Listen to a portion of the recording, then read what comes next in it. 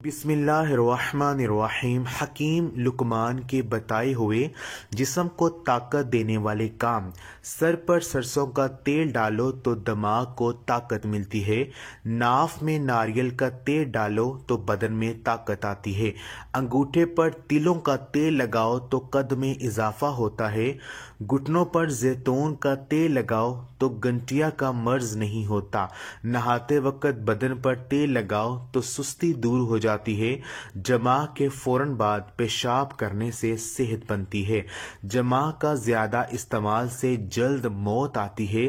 شرمگاہ کے بال صاف کرنے سے جسم میں طاقت آتی ہے، کھجور کھانے سے نفس کو طاقت ملتی ہے، انگور کھانے سے نفس کی رگ مضبوط ہوتی ہے، انار کھانے سے رنگ صاف ہوتا ہے، کھیرا زیادہ کھانے سے بڑھاپا جلدی نہیں آتا، اجوائن کا استعمال ہمیشہ بندے کو جوان رکھتا ہے، خشک روٹی کھانے سے جوانی برقرار رہتی ہے، کھڑے ہو کر پانی پینے سے کینسر ہوتا ہے، میٹھے مشروب پینے سے پرہیز کیا کرو، زیادہ دیر تک جاگنے سے دماغ کمزور ہوتا ہے، زیادہ بحث و مباحثہ سے عقل میں کمی آتی ہے، چپ رہنے سے عقل میں خاطر خواہ اضافہ ہوتا ہے، سونف کھانے سے منہ کی بدبو دور ہوتی ہے، چلتے پھرتے کچھ بھی کھانے سے پرہیز کرو،